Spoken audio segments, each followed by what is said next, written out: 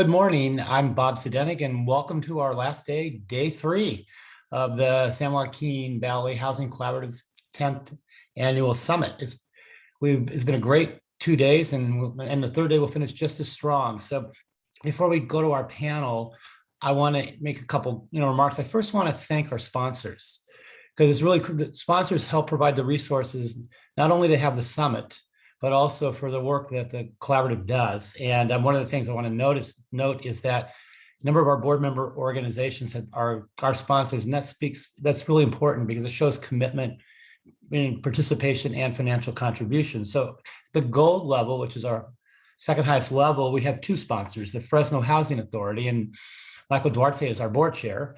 And so thank you, Michael. And then SOMA, which is Solar Multifamily Affordable Housing Programs, our other gold level. We have a number of silver sponsors: HCD, Chase Bank, Community Vision, PG&E Multifamily Owners Services, Self-Help Enterprises, again, another board member, Susan, thank you.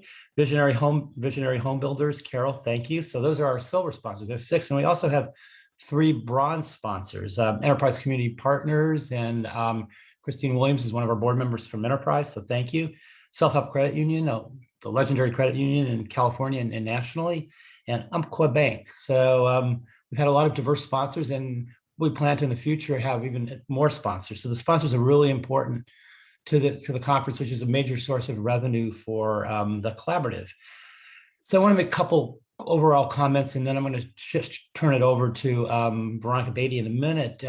I found the first 2 days just amazing in terms of the quality of the workshops. I feel I've almost earned a rural housing certificate just based on presentations and just the information. I'm almost on information overload, so that's a good thing. So if there's one word I would use to describe some of the presentations, it would be resourceful. I'm really struck with how resourceful our participants and our members are. And just yesterday, just participated in the Home Key workshop, just how quickly organizations were able to respond and get homeless and nearly homeless families into transitional housing and then eventually permanent housing in a very short period of time. You had to be incredibly resourceful to make that program work, given the time, and the pressures. And then also just listening in on our workshop on new funding sources. I was really struck with the resourcefulness of Self-Help Enterprises' Stonegate project in Patterson, in the 10 sources that they had pulled together. And these were very complex funding sources. So again, it speaks to the resourcefulness of our members and our colleagues. So again, that's just one of many things from the conference. So today we have 4 workshops. The first one is just recovery from rural disasters. And sadly, that's becoming a core competency. It's something we all need to develop, given the magnitude of disasters largely driven by climate change. So that one, and then we have a second workshop on manufactured housing, and a really critical strategy or tool for rural housing. Third one is on grid resiliency, and that brings together the whole area of energy efficiency, climate change adaptation, solar, et cetera. And then we close with the Housing Trust Fund. And that actually, that's perfect way to close, because that's really the origin of the San Joaquin Valley Housing Collaborative, was to really focus initially on looking at housing trust funds. So we look forward to that session. So that's sort of the flow today. And then lastly, what I want to talk about real quickly before I hand it over to Veronica is that I was brought on to be your first interim executive director 5 weeks ago, and with the goal of working with the board and CCRH staff to really grow the coalition so we can have collaborative, so we can hire permanent staff and we can have more robust programs. And just want to share with you what our work over the next couple of months, and encourage you to join and participate. The way I view it is there are no spectators with the Housing Collaborative. They're only participants. So we really need and welcome your ideas and involvement in our work. We'll be finishing our strategic plan for the next couple of years by the end of the year. And that's really going to be our operational roadmap. We're going to become more involved in advocacy and policy, work programs. I mean, our centerpiece has been our summit. We continue to promote, continue to bring education and really important resources and ideas to all of you. So we have an ambitious work plan, and we're going to share the strategic plan with all of you when it's finalized. So I just wanted to point that out. So we've got a lot to do, and a lot of exciting opportunity, and I'm also helping to develop the next generation of leaders in the San Joaquin Valley, so that ideally one of them will be able to take over in 2 years and really take this organization to very high heights. So again, thank you for your participation. I look forward to your involvement. And we need you more than just showing up at the summit, which is good anyway, but being part of our growing work. So again, thank you. And without further ado, I'm going to turn it over to Veronica Beatty. And I just mentioned real quick, Veronica Beatty is one of my favorite writing partners. So she's very knowledgeable about this topic. And so she's going to moderate it and lead us. Veronica. Thanks, Bob. I hope that wasn't an invitation to help you write that strategic plan. I'll go ahead and read that once it's done. So I'm Veronica Beatty. I'm the Senior Research Manager for the California Coalition for Rural Housing. And I want to thank you all for joining this morning. Unfortunately, I'm going to reward your eagerness to be on a webinar that starts at 9:30 a.m. by bumming you out and ask, what is your biggest concern for your community if there were a natural disaster? Go ahead and answer that in the chat. According to FEMA's National Risk Index, 5 of the 6 counties in the San Joaquin Valley are at a relatively high risk from natural disasters, particularly drought, heat, flooding, fire, and we've seen those impacts on our communities already. But we know that over the next 80 years, California will continue to see temperatures increase by 5 to 8 degrees, 2 to 3 times more heat-related deaths, a reduction in water supply from snowpack by 2/3, and the state burning 77% more land. For the Central Valley in particular, that means issues with water shortages and groundwater overdraft for both residents and agricultural uses, dry wells, sinking lands, water contamination, increasing issues with air quality. We'll see local pollution increase, and we'll see all of that have an impact on our ecosystems, whether they be aquatic, wetland, or terrestrial. The panelists and I were talking before this session started about how we can do a presentation like this and still include good news. And to me, the good news is that natural factors like earthquake faults and climate only tell part of the story when we're talking about a community's disaster risk. We can mitigate that risk by increasing our community resilience and reducing social vulnerability. That's exactly that kind of resourcefulness that Bob was talking about being on full display throughout this conference in this crowd. And that's what we in the community development field are all about. So as community leaders and affordable housing providers, how do we prepare? How do we mitigate risk to reduce residents and buildings' vulnerability to extreme weather, to adapt to climate change?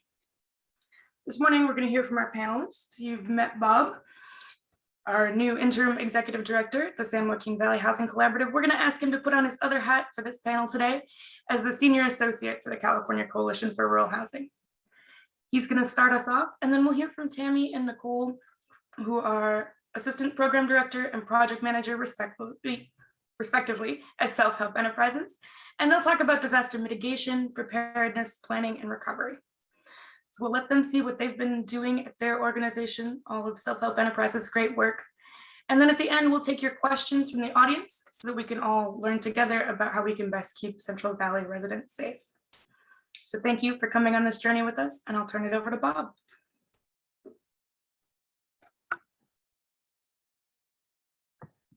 Good, I unmuted myself. So thank you, Veronica, for the overview and some of those important comments. I'm going to use a PowerPoint. We have a sort of a standard PowerPoint from CCRH, but I want to make, before I start, a couple comments. Please, I've seen a list of people who are attending this workshop. Some of you are very knowledgeable about rural disasters. Please share ideas in the chat, because this is all about learning. It's like flying an airplane, building and flying an airplane at the same time. I mean, we're learning a lot as we're experiencing these disasters. And the other thing I would say before I go into my presentation is that I can't see Whova, but I'm assuming we have the link to the guidebook in Whova right now. And and I would encourage you to look at the guidebook, the CCRH Rural Disaster Guidebook. It's a guidebook, which means that it's a tool that you can use over time. Familiarize yourself with it, because I think it'll be a really good resource. And again, with those of you that are really knowledgeable, add your ideas to this, because again, this is evolving. I mean, it's not like you write a book and then 10 years later you write version 2. it's changing all the time. So that's sort of just, as an overview. So next slide. So again, one of the points I stress heavily is this is the new normal. It's sad, and it more disproportionately impacts low-income communities, especially communities of color. And in the San Joaquin Valley, you have multiple potential disasters, and the great work of self-help enterprises you're going to show you, it says it's depressing, but there's also an optimistic story about resiliency, the importance of resiliency, which is actually the theme of this conference. So this workshop is Exhibit A in terms of resiliency and what you can do and some of the new partners. So this is really, as I said earlier, a core competency. It's not something we go every 12 years. Really need to build that. And the key elements, preparedness, planning, response, and rebuilding constantly need to be sort of honed, skills developed. And it's not just the staff function, because some of your organizations are housing thousands of residents. The residents need to be able to know when something happens, needs to be in languages, they need to be able to use simple technology so that they can be protected.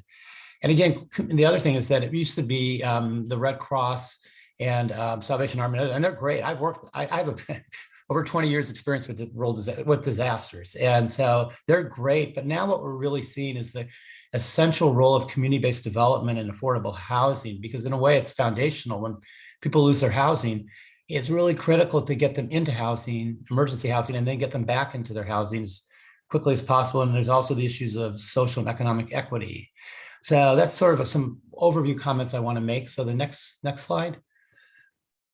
And so we have to, Veronica and I did this last year, so we'll probably have to update it soon, because of the fire season in the West has expanded from 73 days to 105 over a 5-year period. And that's 2020, that's 2020. So so it's probably longer this year. So that's unbelievable. And even in parts of rural California, it's more than 105 days. So that's almost a third to half of the year is fire season, and that causes huge implications. I mean, I was struck with this new term, gigafire. So last September, there was 4% of California was on fire. It was a fire of over 1 million square feet in 7 counties. It was actually individual fires merging, and we're starting to see that. And so just the water, then there's water supply and worse drought conditions. I'll leave that to self-help enterprises because they do great work in that space. It's sometimes we just think of fires, earthquakes, floods, but there's also heat morbidity. And in particular in the Central Valley, with the high temperatures and higher temperatures, that has a huge impact. And again, some of the data, again, this gets back to Veronica introduced the term social vulnerability. The Center for Disease Control has 15 criteria around social vulnerability in terms of natural disasters. So when we look at heat morbidity, African Americans have a 5.3% greater likelihood of heat morbidity. 71% of agricultural workers who die from heat are Latino. And again, that's not surprising given the magnitude of the important role that farm workers play. But this really speaks to, we really got to figure out how to help protect these people better, whether it's having them start earlier. But heat morbidity is a growing challenge, and it causes deadly and also in long-term health consequences. Sea level rising, a little bit less important in the San Joaquin Valley, and that may impact the Port of Stockton, who knows, but longer lasting storms. And then I just threw this in because I actually in 2012 was living in New Jersey, and a couple points. Hurricane Harvey, which hit the Texas Gulf Coast, dumped 38% more water than normal. And we saw with Hurricane Ida, which happened last month, that was a combination of Katrina and Sandy. It's unbelievable. And I was involved in Katrina recovery work in New Orleans in 2005 and 6. So I can tell you about the impact of that. But these hurricanes, I know that's not so much, but again, it's also we're learning best practices from each other and how things can be adapted, stuff from Southeast, Northeast, which will have more impact from hurricanes. So again, and the one that I somehow sort of was, I lived in New Jersey, and 2 days after Hurricane Sandy, we had snow. When we didn't have power, we lost power for 10 days, and we were lucky compared to others. But I'm just saying all these implications on natural disasters. So the next slide. And the reason I was doing that was to just show you that it's a year, we have to think about it year round. So what are some of the preparation, planning, and resiliency? And there are 4 key elements to that. And I want to, especially acknowledge the work of Rob Weiner, CCRH Executive Director. He actually has been working on some of these efficiencies for about a decade and actually worked in partnership with New Zealand, with local NGOs in New Zealand and then the New Zealand government, because they have similar topography, weather, other things to California. So we look first at location efficiencies, evacuation. If you're in a multifamily housing, and in many multifamily housing units that you manage are disproportionate number of older adults, people with forms of disability. So evacuation becomes absolutely, it has to happen quickly and effectively. Geological soil, the soil you build on in California is a wide variety of different geological engineering, units per building. You can read these. Avoidance of floodplains. That's pretty obvious. Well, we don't have too many volcano zones, and I don't, to my knowledge, none in the San Joaquin Valley, and not but flash floods, especially will impact parts of the. So those are location efficiencies. Then we get into design of the units, open patterns, pedestrian and vehicular circulation. Again, getting people in and out, especially when a disaster is threatening them. Units per building. Be very careful not to think more about how do we help people get out when they need, when they need to, and location to exits, site ingress, drainage, climate appropriate vegetation, very important with our continued drought and lack of access in many places to water. Construction efficiency. So we've gone from location, design, construction. Safety features, earthquake fortification, that's required. Solid footing and foundations. Then look at the materials. And also on-site drainage, because what we're seeing also is that we're getting less rain, we're getting more intense rain mostly, and that will have major impact on the building. And then operation efficiencies, continuously planning.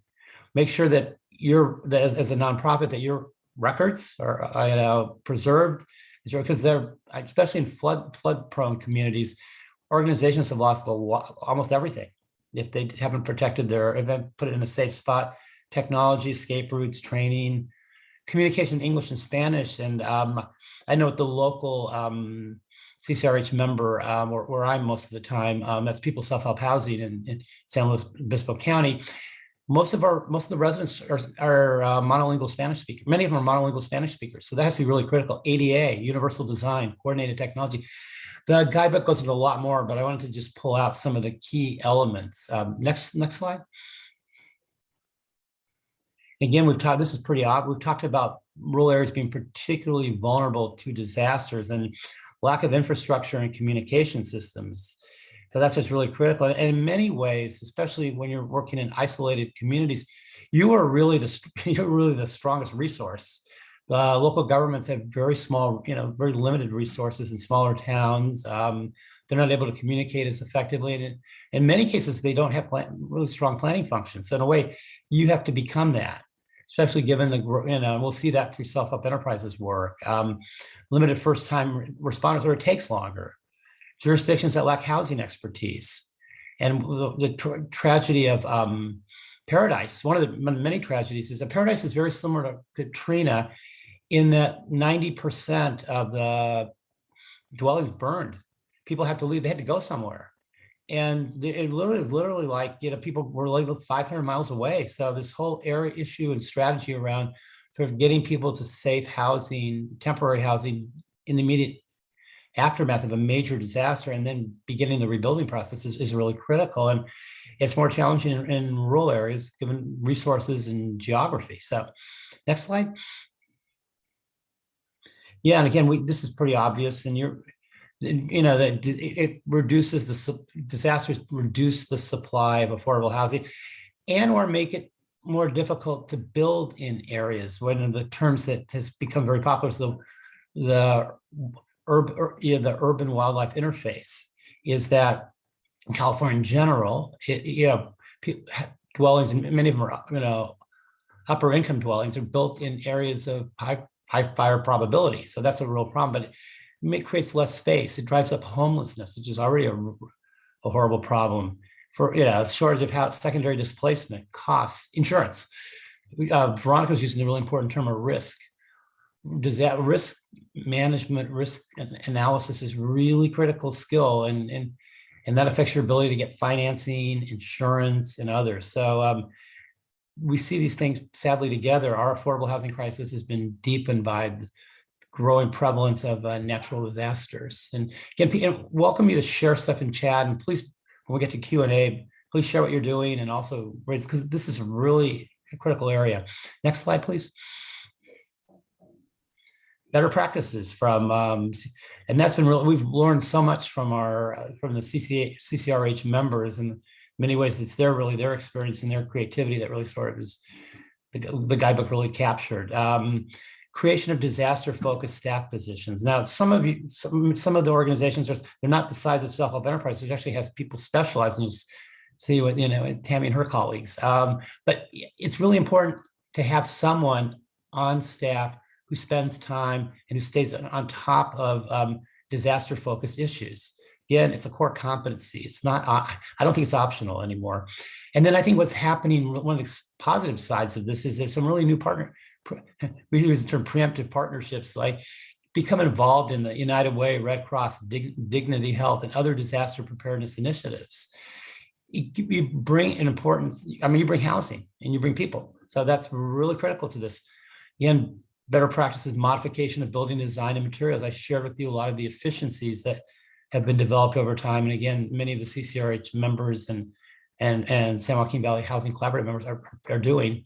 And again, it's pretty obvious, prepare for it before you're in the disaster. It's, one of the challenges with the disaster is that if employees are not safe or can't stay in their housing, they're going to be less helpful. So again, we really think through that you have the team in place and that you've thought this through so that when the disaster happens, you can be, involved in the immediate needs and begin the recovery process, which happens right after it. And you see, actually, I want to point that picture out to you on the right. This is a very great Burbank Housing, one of the CCRH members, who's a really strong affordable housing developer in Sonoma County.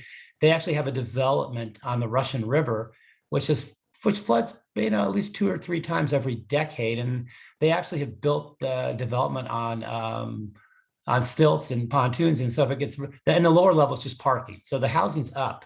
And so if the river floods like 20 feet above, its bank, which it does, they actually have boats so they can help people. So again, it's thinking creative. You don't think that happens that much in California, but there are a few places where we have significant flooding occasionally. So again, it's the creative response slide. It's one of our favorite slides, or pictures, I should say. Next slide. Okay, so I'm going to do real quickly, because we really want to save time for self-help enterprises. A couple cases. We have 5 case studies in the book, and I'm going to pull up 2 of them. The only case study that really is in the San Joaquin Valley is self-help enterprises. So you're going to learn a lot from them, but talk real quickly about Community Housing Improvement Program, which serves Butte County in Northern California. And I would highly recommend their executive director, Shauna O'Shaughnessy, is terrific. She's very, very helpful, and she provides a lot of resources to people. So CHIP as an organization has a strong track record in affordable housing. They've developed over 2,500 units. Well, Paradise is one of their communities, and to my knowledge, they're the only CCRH member who had a major housing development burn during one of the fires. And this was the fire in, this was the major fire that happened, the Camp Fire. I had to think for a second. And so Paradise Community Village, which is, you can see the picture, they lost 36 units of housing. You can see actually the picture. They've actually rebuilt this development quickly, and they've also increased their housing development capacity. They actually have another 101 unit project in development right now. So they've actually, and we've seen this, so they've increased their capacity because, again, the tremendous loss. They got involved in the emergency planning, shelter in place. They've actually helped play a leadership role in a long-term recovery group, which is formed in Paradise. There's a housing committee. It's interesting, housing is now being seen, as really a critical element. It took 90% of Paradise, but there's a collaborative. One of the things Shauna highly recommends, and again, this is in the case study is about 10 pages, so I'm just doing it really quickly, is the importance of community visioning process. When you experience a natural disaster, a visioning process, what should the community look like? How to protect us? How do we ensure that our residents are able to come, those that want to are able to come back? How do we ensure that services are here? They've had a lengthy visioning process and as they rebuild Paradise. So that's a very quick overview. And again, I strongly encourage you to read the case study. There's some really good lessons in there. Next slide.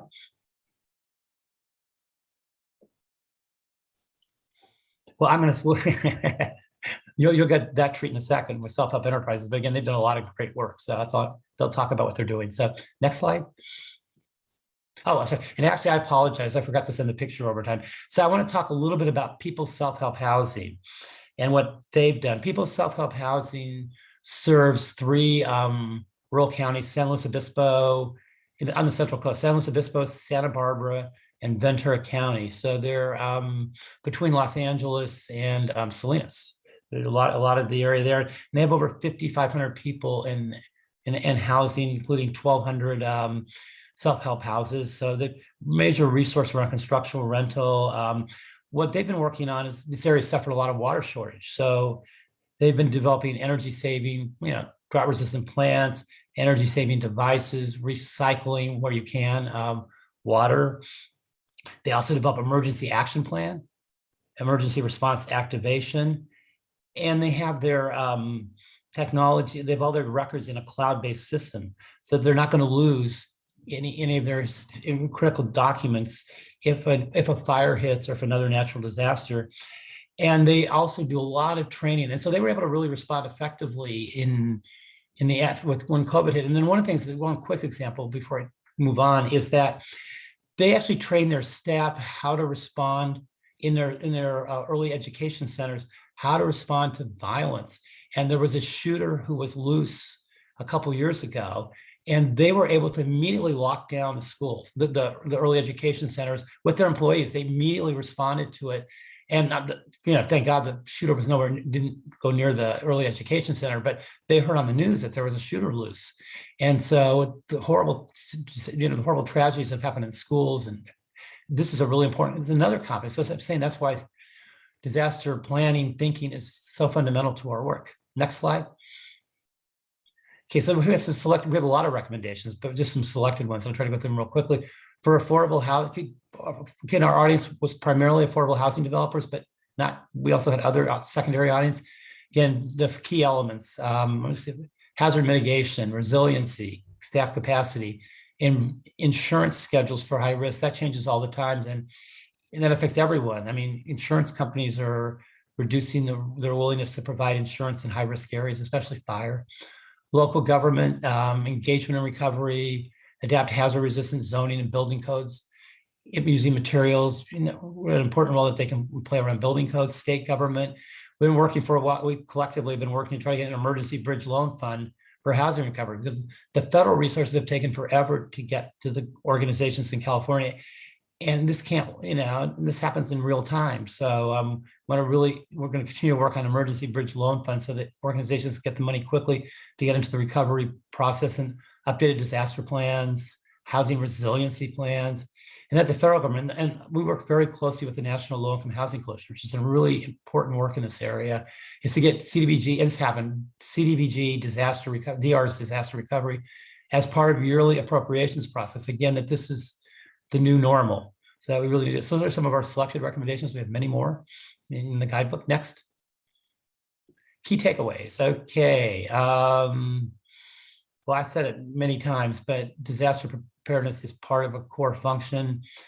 Again, don't sell yourself short. I mean, affordable housing developers are absolutely fundamental to the whole disaster recovery preparedness process.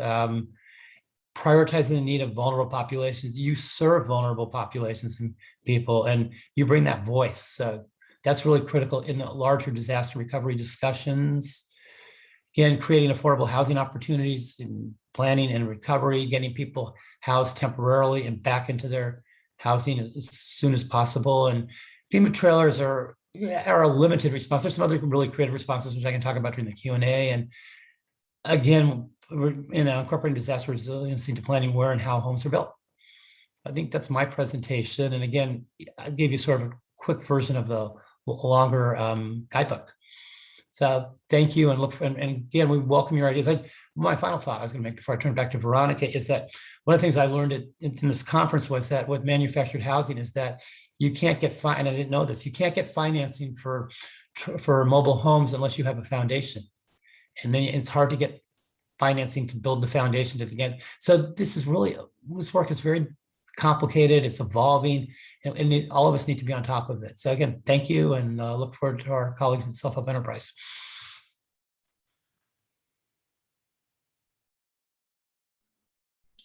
Thanks, Bob.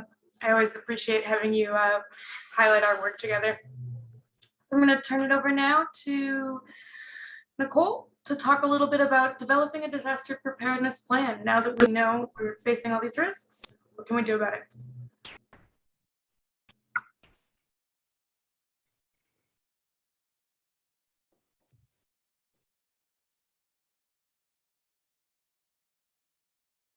Okay. Good morning, everybody. I am Nicole Wind with Self-Help Enterprises, and I cover the emergency preparedness under the emergency services area with Tammy McVeigh, who you will meet soon. Go ahead and change the slide, please. Okay, so today we're going to go over what affordable housing providers should consider when developing a disaster preparedness plan. So I'm going to start off with this specifically. You're going to consistently be finding partners. You want to grow those relationships the whole entire time. I have it as step 4 on the next slide, but I want you to keep that in mind this whole entire time. We need to have those relationships. That is key.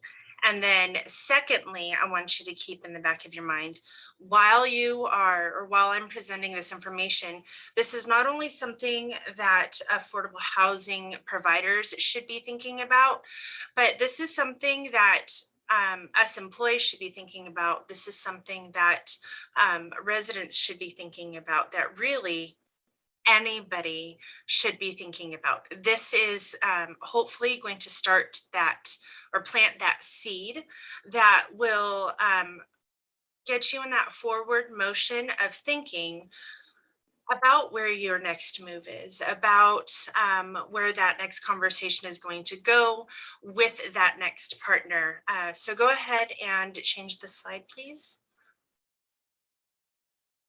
All right, so emergency preparedness is really super simple. It's the steps you take to make sure you are safe before, during, and after an emergency or a natural disaster. A lot of times we prepare for the first 72 hours, but if you've been in a natural disaster, like Bob said earlier, it can take 10 days to get electricity. So what do you do in that time frame? Are you prepared for that? Do you have a way to get out of your house? Do you have the tools to get out of your house? Do you have the contact information for the people you need to communicate once you are out of your house, or wherever you're at? Because we all know this can happen while you're at work. Natural disasters don't discriminate against what we are doing on a daily basis. So it's always being prepared to mitigate that shock, to lessen the actual event in how we intend to recover. So I like to think about emergency preparedness like endurance running. If you're not an endurance runner and you run that marathon, you might get it done and it might hurt and you might come out injured. That recovery aspect is key, because you either trained for it or did not. So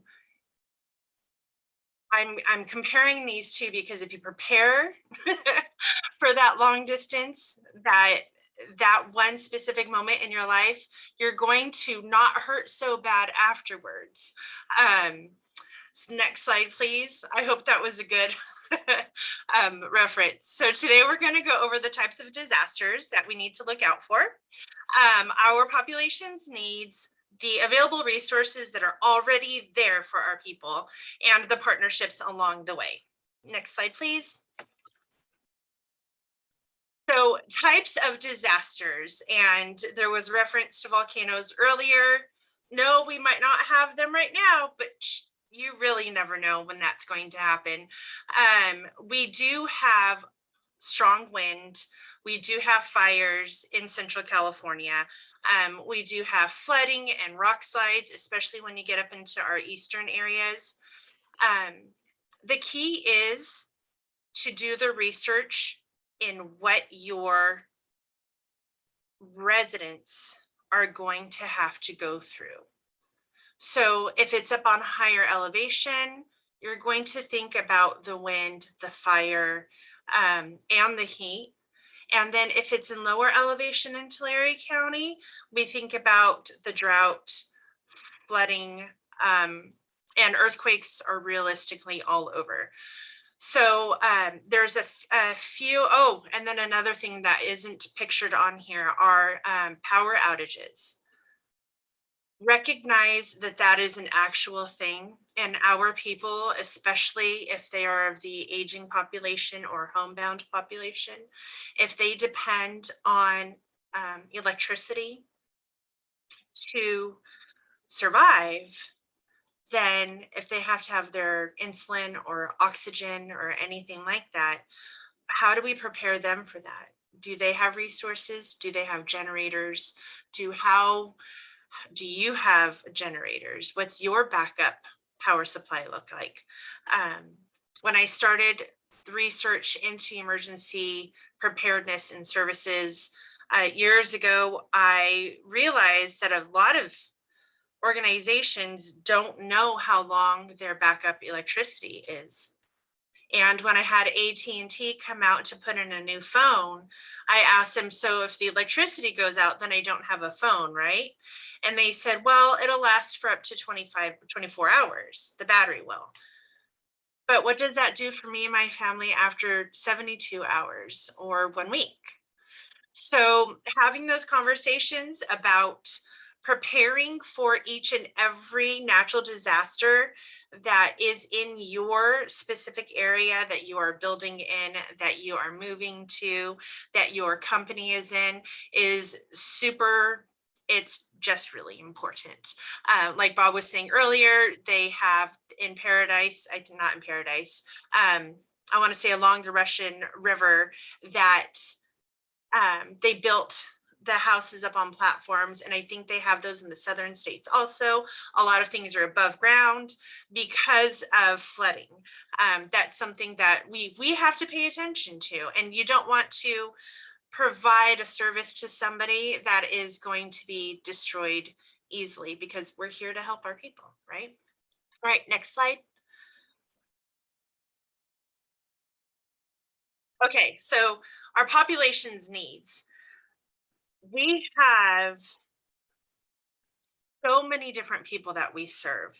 It is amazing and unique, and it's one of the greatest things about America is that we're all here together, which is, it is really heartwarming to me. But that brings that diversity in our needs and our wants, and how then do we serve our people that have specific needs?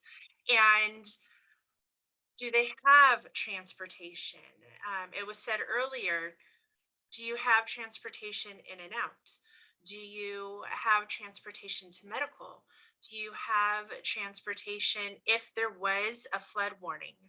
How do you get away from your home? There are language barriers. We in California, we have at Cal Alerts, you can sign up for your specific language now, which is absolutely fantastic. You can get emails, text messages, phone calls in the language that you depend on. So there are, if you go on to listoscalifornia.org, you can see all of those. And if you go to calalerts.org, I believe it is, you can see those as well. All the languages that they have available. And then you have to think about the people who have visual and hearing barriers. How do those people who have those barriers, how do we serve them? And I don't know if you guys know this or not, but there are signs that can be put up around the neighborhoods with people who have hearing disabilities. If there is an aging population that you're serving and they need to have not maybe a sound, but maybe somebody who comes and physically checks on them during a natural disaster. There are different things like that that you need to make sure are available to those people.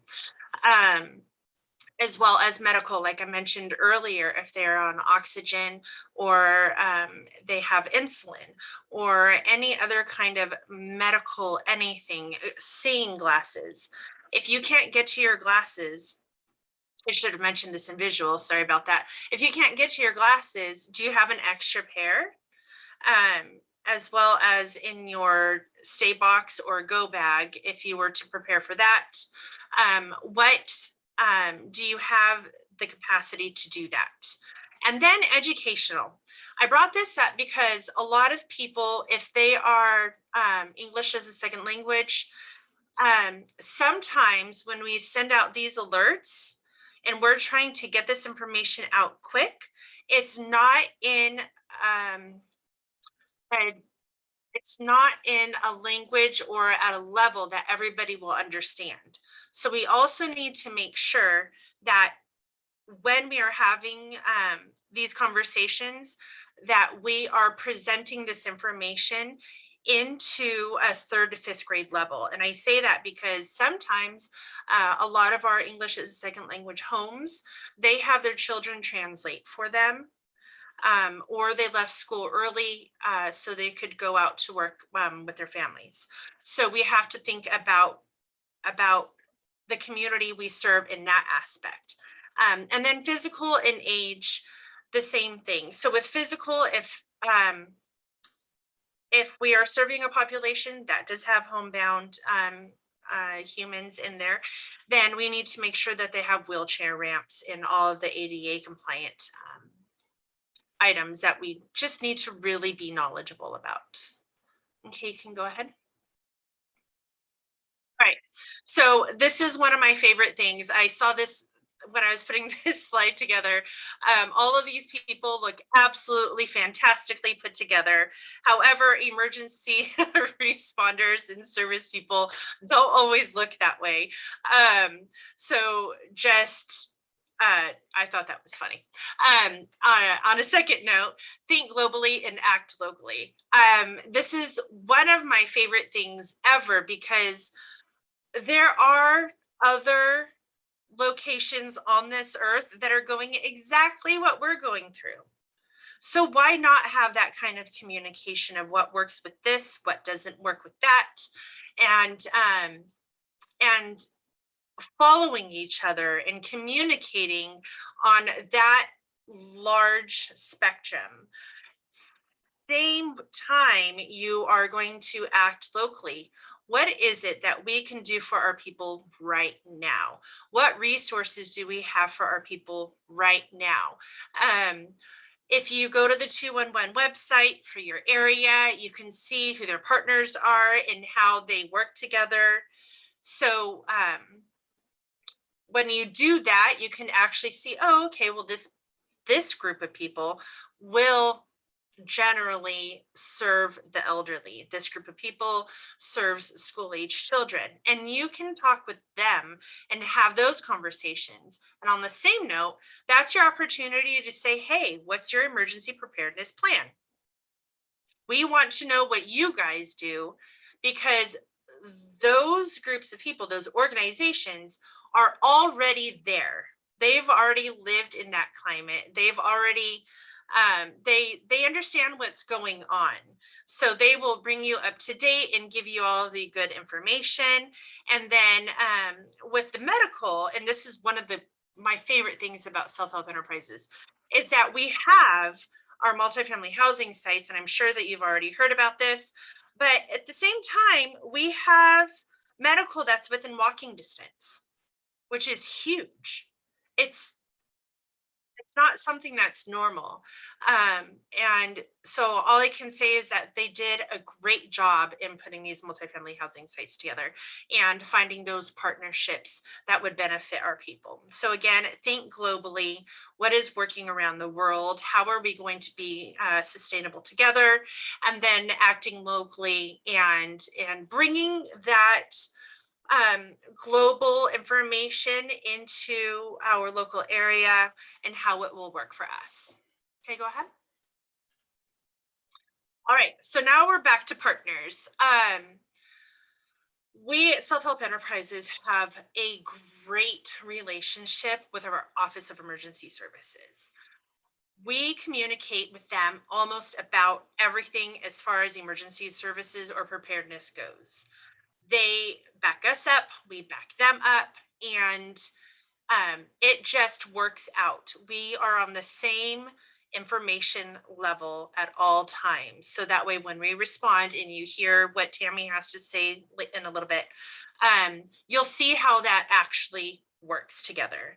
So make sure that when you are going into an area and you're ready to build, or before you even do that, I would start growing those relationships with your local response teams and your county and city emergency services and health and human services, anything like that. The community emergency response team, CERT, those are volunteers mostly, just like the VOAD is. Who are ready to act during a disaster. They understand what the incident command system looks like. They understand who the partners are, what everybody does, at what stage, with what resources. So these people right here, even though it's number 4 in my presentation, that is an ongoing relationship that you will have with them from the start to finish, and then even after that of your project. Go ahead, next slide. So I put this up here with the circle around it because these facts don't generally apply to Central California. When I was going through the research for emergency preparedness and response in Central California, we have little statistics as far as that's concerned. If you go to the FEMA's website, there are a lot more statistics. Does FEMA at a nationwide level research apply to Tulare County, Kings, Mariposa, Merced? It doesn't, because their resources say that people should have $2,000 cash assets. I can guarantee you that the majority of the people in our areas do not have $2,000 in cash assets. That's reality. We need to make sure that when we are communicating these things to our residents, $20 might be a lot to them. So how can you prepare on under $20? How can you prepare over a time frame? So have those conversations with your residents, have those conversations with your employees. And yes, we do train. Everybody on our team has trained with Red Cross multiple times. They are made very aware of what emergency preparedness is. We have dispersed and communicated with vulnerable populations in Tulare County alone, with over 30,000 residents here, on what this looks like and how to do it under $20 and how to save up that money in the event that we don't have electricity or we don't have urgent medical care. So I love these facts up here. The 81% have gathered supplies. And little do you know, we all have these supplies in our house. We should have flashlights, candles, anything like that. 65% have sought out preparedness information. 48% have created emergency plans. Those are national averages, so they don't really apply to us. So just keep that in mind. Having that emergency plan, and it was stated earlier, to understand how you can exit your area is huge. Having one exit probably isn't the greatest. Having two is even better. Having two or an entrance and an exit with a street that is not a dead end is even better. So just thinking about those things. And then another thing that I mentioned, or I started to mention during the natural disaster slide earlier, is floods. So understanding where your flood zone is, if you live near a dam, which a good percentage of us in Central California do, we live underneath dams, knowing how long it takes to evacuate if that dam were to break. That is super important. But anyways, I could talk about emergency services, emergency preparedness all day long. And you guys should have my information. And next slide, please. Thank you so much for letting me ramble for 20 minutes. If you have any questions, please just ask. And let me check the chat really quick.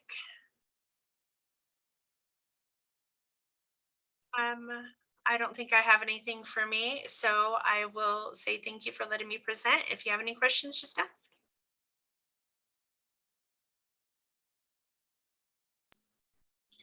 Thank you, Nicole. I'm sure everyone will have a bunch of questions when we move into the Q&A portion at the end of this session. But for now, let's turn it over to Tammy.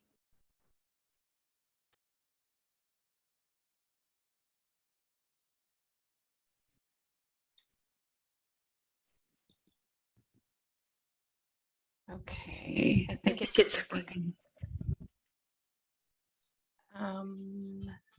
Yep, it's up. Okay, great.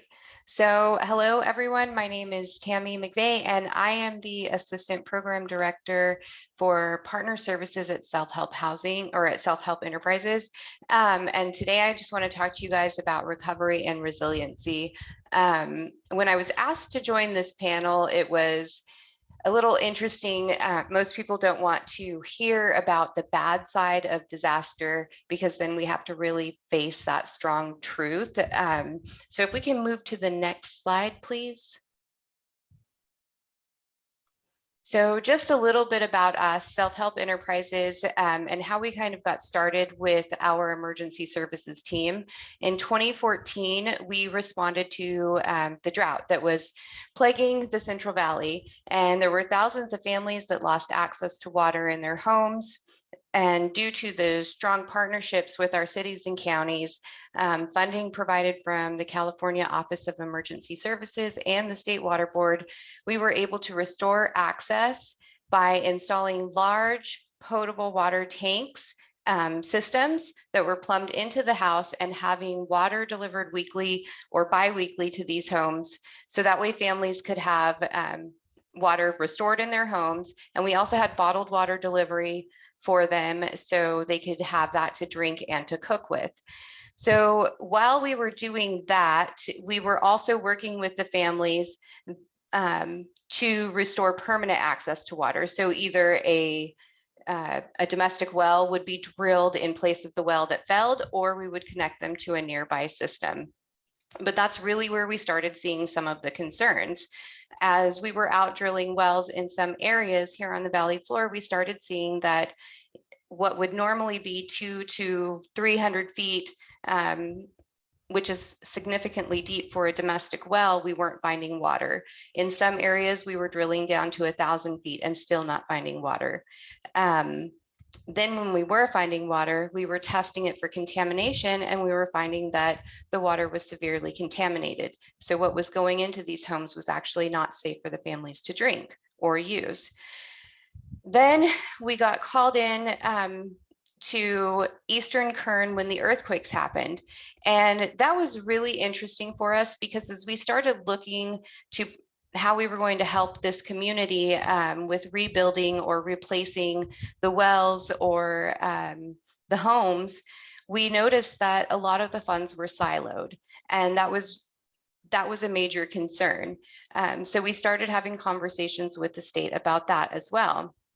Then the Listos California for All campaign came out, and we realized that we wanted to be part of this. We wanted to be a partner because we thought it was very important for families to be prepared for a natural disaster. We had seen so many families that were not prepared, and we wanted to have that opportunity to go out and educate.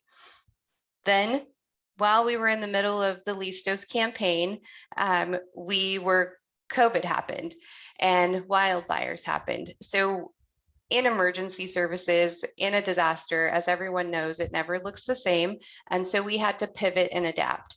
And we did that for most of 2020. And we brought wildfire response into our campaign. So we assisted with some of the families that were affected up in the Oakhurst area to help them get out of their homes. And we also assisted with the COVID outreach and education. So we helped fund some of the testing and vaccination sites, and we also sent some of our staff out to teach families about education and preparedness around if they had a COVID positive person in their home. In addition to that, we added the Social Bridging Project, which was with the California Department of Aging, where we would call senior citizens and just have a social conversation with them to let them know that they were not alone. And in addition to that, we added the Homeless Project to it. So we went out to the homeless encampments and provided bottled water and resources for them to be able to make sure that they stayed safe during COVID. Then, as we were working through all of that, in addition to that, we also delivered over 56,000 gallons of water to families that were most vulnerable to COVID and could not leave their homes. We made sure that we had water delivered to them, to their doors, so that way they were able to have access to water, especially since it was really hard to find on the shelves. So during all of that, we also got hit with another drought response. I say another drought response, however, I firmly believe we've never left a drought. We have seen over the past 3 years that we've had at least at a minimum 100 wells go dry within our service area, where we were providing immediate and long-term services for access to water.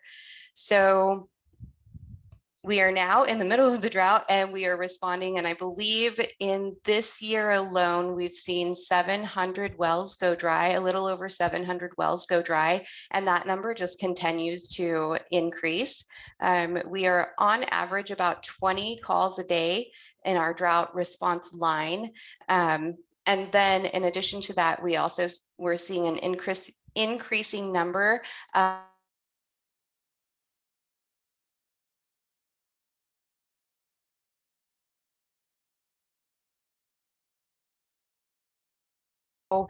now we're back in partnerships that we've had with our local OESs. We've been able to assist with some of the wildfire response by providing some of our tanks to them, so that way they can have them as holding storage tanks. But also we've kind of alleviated some of the stress from our emergency offices in our counties. They don't have to focus on the drought or COVID, because we've been able to come in and assist with some of that outreach, education, and assistance. So the next slide. So one of the things that we have heard over and over again in the past few years is, well, if it happens here, and one of the things we really need to start doing is changing the way we say that. It's not if, but when, because it is going to happen, and climate change is very, very real. We've seen that by an increase in lightning storms, more wildfires, worsening drought conditions, and changes in our landscape. Those are just to name a few of the things that we see. And it's really important for us to make sure that we have strong partnerships, not only with CBOs, other nonprofits, advocacy groups, local and state agencies, but whenever it comes down to a disaster, if we don't have the 4 C's of disaster in place, we're not going to be successful in responding. And that is communication, cooperation, coordination, and collaboration. Those are the 4 most important parts of responding to a disaster. The next slide. Sorry, I'm lagging over on this side with my slides. So the long and short-term effects of natural disasters. Some of the short-term effects are you have the immediate disaster and the cleanup, but you also have housing, and housing has been one of the biggest issues that we've seen so far. When a disaster hits a community that's already underserved and there is no, or underserved and underhoused, there's nowhere for these families to go. The very short-term congregate shelters are only for a few days. And in some cases, there is potential for hotel housing. But again, that's also short-term. So what happens when families begin to move away, or what happens when families don't have housing? They begin to move away. They start couch surfing, they move in with other family members or friends. And in some cases, parents have been forced to quit their jobs, move away from their place of employment, finances become limited, kids have to change school, housing conditions become overcrowded, and stress levels are elevated, which all leads to the mental and emotional stress of a disaster. The long-term PTSD for disasters is very real. And we see that by families that ultimately become, if there isn't housing, they ultimately become homeless. There's a way for us to be able to fix this, and I'll get to that at the end. But we also see our economy breaking down. We see that whenever families move out of communities, especially small communities, the stores that are there survive off of those families shopping there. And so we see our stores closing down. And then we have to look at the roads and the highways. As climate change progresses, we have to really pay attention to what we're doing and the materials that we're using. What we were once using for the climate that we had will maybe not be appropriate for the climate that we have today. As the heat increases, we need to change that, because that's why we start seeing potholes and different things in our roads and streets. Mental and emotional health is also very important. We need to make sure that we have the staff inside of the communities that are able to work with these families that are dealing with this kind of PTSD. And then what we ultimately see as climate change and disasters happen is a nomadic society. People are moving away from where they were, and people don't want to invest in different locations because of climate change, because it's not the controlled or the predictable climate that they once expected or once knew. They're starting to move from place to place where the better climate is. And so that means that there is not as much investment in the long term. The next slide, please. So some of the concerns on this are education. It's really important for us to be able to educate not only ourselves, but our communities, our community leaders, state, federal, local agencies on the reality of what climate change is and what it's doing, and how natural disasters can affect our communities. So once we get past that education, and I wasn't really sure which one to put in front of the other, but there is the acceptance part of it. And that is accepting that even though we haven't seen these types of disasters in the past, we are starting to see them now, and we're going to continue to see them. Our existing funding is helpful. However, it is also very siloed. And so we really need to take some steps moving forward to remove those silos. We see it over and over again where it's very specific to a disaster, or a disaster that happened in a specific year or in a specific location. We need to remove those silos, and we need to start thinking more broad on just disaster funding and how we can assist families with that. And that goes into future funding. You know, anytime we think about writing policy or legislation, we need to make sure that we are really paying attention to what's happening in real time and think on a broader term instead of what we know in the past. What we know in the past won't work for what is going to happen in the future. And the next slide. So the good and the bad news of all of this, I told you I would get there. The bad news is we can't reverse what's already been done. The good news is we can learn from what's happened and we can adapt and we can begin to make the changes now. But that really will take everybody to educate themselves and accept the fact that climate change is real, accept the fact that our society has changed and the way we live needs to change.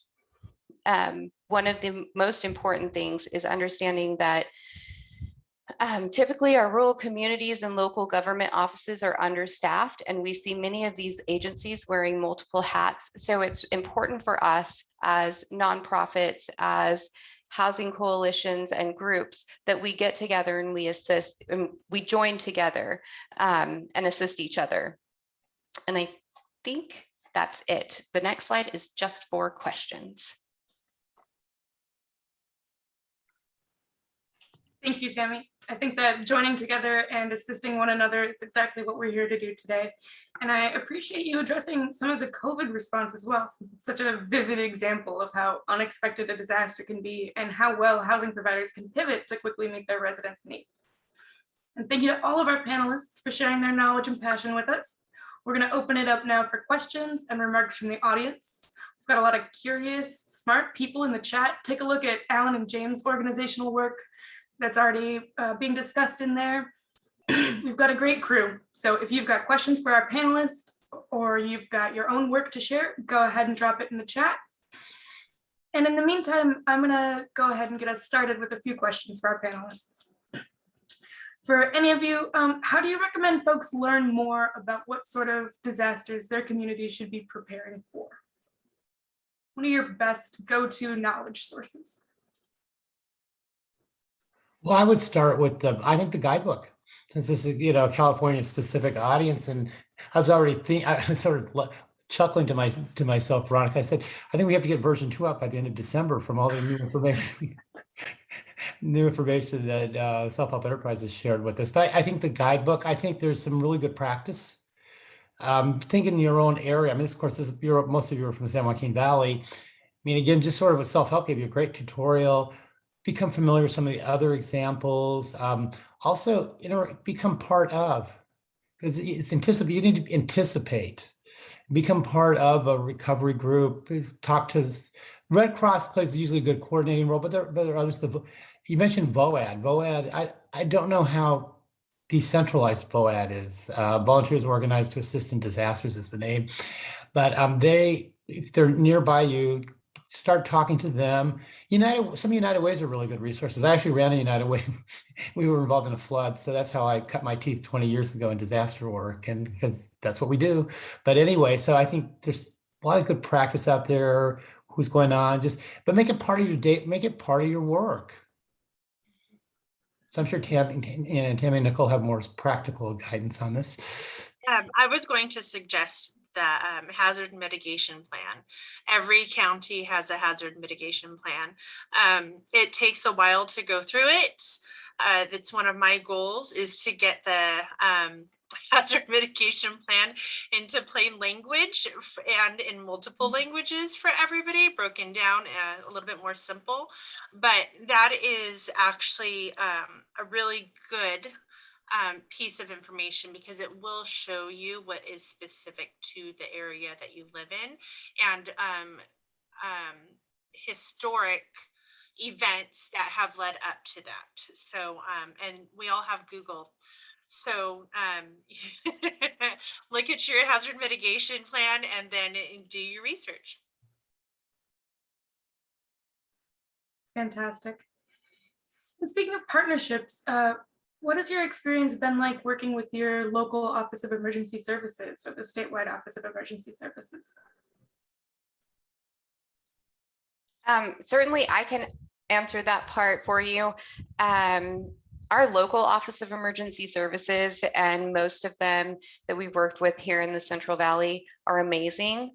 They are great at letting us know when they need our assistance, or where they need our assistance. And we're also great in letting them know when we can and cannot, if it is just not in our capacity at the moment. But I think that That's just really a great point, because we just had the opportunity a few days ago to go into the local emergency operations center and see what they're doing as they're working on the fires, the KNP and Windy Fire up here. So we were able to collaborate with some of the different agencies and really see what was going on firsthand in the middle of a disaster. And some of the intent behind that, we found out a little later, was that they wanted to open up the opportunity for us to be trained so we can go in whenever there is a disaster and assist in real time. So I am excited to see these partnerships grow and see that we can have a place when these disasters happen, because one thing that has become very apparent is that self-help, and not to toot our horns or pat our backs, but I'm gonna really quick, because we are trusted messengers in our communities. And when we come in, families listen. Not that they don't listen to counties or cities, but there's a difference. There's just this different type of atmosphere when we come into communities, and we really are trusted messengers. And I think that we're starting to see that being utilized a lot more, especially around disasters. That's fabulous. Yeah, I Trust think is really important. I was sorry to jump in. I think trust is really critical, and that, again, we're self-help, because I think that's going to shorten this. I mean, so thinking ahead of time, you build trust, and people are going to be, especially I think with some populations, going to be suspicious. So when the government shows up, they have other, am I going to get deported, or am I going to? So it's really critical to build that trust network. There are others faith-based. There's a whole, but make sure that there's trust is the currency around, because disasters happen real quickly, and we've got to get help to people immediately. That's a good point. I just want to add to that. When we were kind of in the height of COVID and, the first part of the lockdown, water was definitely difficult to find in stores. We went into a community that is a very rural farm worker community, and we had pallets of water that we wanted to drop off, because we knew that community was vulnerable as far as their water quality. We knew they shouldn't be drinking the water. We knew that they couldn't find it on shelves. So we dropped off a couple pallets where we went into the community. We were trying to go door to door, but doors were closed and people were afraid. They did not want to hear from anyone. They were very scared just to take this water. And then one little girl ran out to one of our field techs, and she asked him in Spanish, why are you here? My mom wants to know. And he said he looked up and he saw the mom kind of looking through the door, and he said, I just want to give you water. The little girl started crying. I'll cry. She started crying because she was like, we haven't had water in days. And so then you see the mom come out, and she's very excited that she's going to have water. And then you start seeing other people from the community come out. And that was a huge impact on our field staff. Like, that made such a difference for them, knowing that the work that they were doing was really helping these families. Yeah, that's beautiful, Tammy. Thank you. Nicole, did you have your hand up? Was it in anticipation of a question I have burning for you? I was just going to talk about the partnerships, and then Tammy started making me cry. So I know. It's not fair, Tammy. I know, but this is why we're in our job. This is what fuels our fire. We partnered with the Listos campaign. We partnered with Promotores, and they went out and did a lot of that trust building with us, which was humongous, because although I understand Spanish, I'm not fluent enough to go out there and have those real conversations, and that allowed us to break those barriers. And so that helped us out tons. If you can find a group of people who are those community pillars, everybody knows, everybody trusts, and partner with them, and then you move forward from that, that's something that we've used in the past. Fantastic. Just to bring us back up a little bit, Nicole, ever since we started planning this session, you were like, one of the things I'll talk about is 5 ways to use a trash bag in a disaster. And then you just left it hanging, and I've been preoccupied for weeks now being like, gosh, how would I use a trash bag? So please tell us, what can we do with trash bags? Actually, if people are watching, I want to see some of their comments. I am watching on Huva also on my other screen. But what are some ways that you can think of to use a trash bag besides as a receptacle to collect trash? There are over actually 150 different uses for a trash bag. So I will tell you that you can use it and yeah, pardon me, I used to train marathoners, so I revert back to that a lot. You can wear it as a poncho to keep you warm. You can use it to keep you dry. You can use it to help build shelter. You can use it as a floating device. There are a multitude of different things that you can use a trash bag for. If you are helping somebody that's injured and you need a tourniquet, that can help. That can also help prevent any transmission of bodily fluids while helping somebody who has been injured. So most of the time, if it's a fresh trash bag, you can prevent that the crossing of those barriers and keeping everybody safe. But there are, like I said, use Google. You will learn a ton of different ways to use it. I'm not going to list all 150 ways, but you really can. And we ask people, you know, when you have your stay box at home, which is something that should last you and your family for up to 1 week of non-perishable food, water, trash bags are a must. If you don't have running water, where do you use the restroom? So just think about things like that. The people who camp a lot or hike a lot, it's the same thing. You take trash bags with you. So like I said, there are a lot of different uses that trash bags have to offer. That is every bit as delightful as I hoped. And I think it's such a good metaphor for the work we do as affordable housing providers, right? Like, you may just think you're providing affordable housing, and then the next day you're trying to prepare your community for an earthquake, or you're handing out water, or you're going door to door to make sure people are staying healthy in social isolation. You got to be able to do it all. Right. So we did during the Listos campaign, we partnered with our multifamily housing sites that were, and I don't know how much you guys know about this, but 10 families get together, they each build their homes. And the day they get their keys, we go out there and we have this conversation with them about learning your exit routes. You live in a new home. What's your plan of action to either stay or go in a hurry? And all the while they're just like, okay, I want my key. I built my house, you know. But what are those things that you have to think about? And insurance. Are there any special types of insurance that you need to be covered with? So we have those conversations with our multifamily housing sites. So when they do move into a new area, we do have those conversations with them. And they're, as much as I don't want to like rain on their parade because it's their day, like I could only imagine how excited they are. We do have those conversations with them, and they are really appreciative of that information. Yeah, I think it shows how committed you are to keeping them safe, you know, in the long term. For that to be day one, I love it.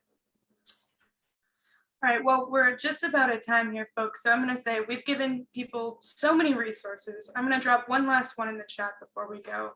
But we've given them things they could read. We've given them maps they can look at. We've given them bags to pack. If folks leave this webinar today and do one thing to be more prepared for disasters, what would it be? Can I speak? Sorry, I get so excited about this stuff. I would say, at the dinner table, have that conversation with your family. Who takes what, who does what, who grabs what, Who's responsible for the baby? Who's responsible for grandma? Nobody remembers phone numbers anymore. What phone numbers are we going to use? But one of the main things that we go over in CERT, which is Community Emergency Response, is making sure you are safe first. We can't do anything unless we are safe. So we can be trained and our neighbors might not be trained. Just like when you're on the airplane, you put your mask on first, your oxygen mask on first, and then you help everybody else. God forbid there's not an accident with the plane, but that's the same concept. Have those conversations starting at home first, and then plant that seed, and then just let it grow. I like that. I like that. You know, I think that's a great answer. It's funny because when Nicole was talking, I was thinking about smoke detectors and carbon monoxide. My wife's a lot more practical than I am. She's always reminding, are the batteries still working? You know, so I don't pay attention to stuff like that. But I mean, it's really important. So I think starting there, but also within your organization, within your volunteers, at a board meeting. I always say that board meetings need to be more about the future and about key issues. Devote 5 to 10 minutes. Start thinking about sort of, again, it's formalizing it. They did a great job talking about it. It's here. And you can't, and I love Tammy's if, not if, but when.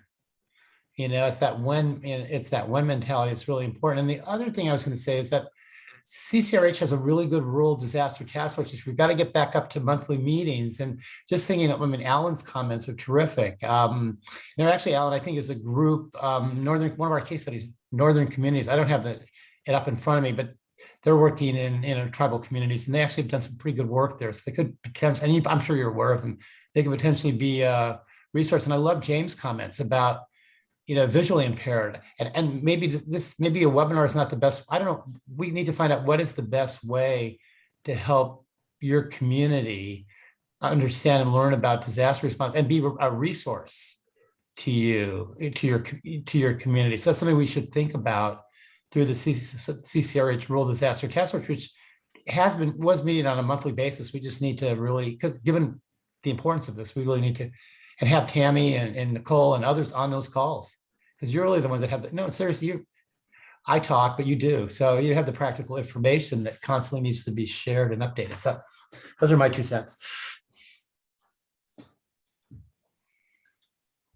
Are you waiting for me to give a preparedness, my thought for preparedness?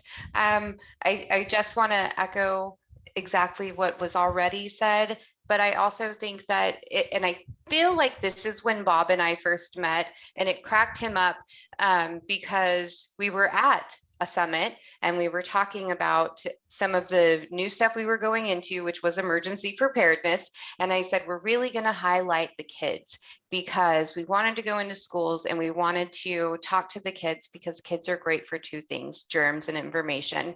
You know, they'll always carry the germs along with them and then tell you as parents that you're always wrong, right? So we wanted to make sure that we sent this information to the kids, and that way it would get to the parents. So I think, you know, exactly what Nicole said, just start educating, just start putting that information out there.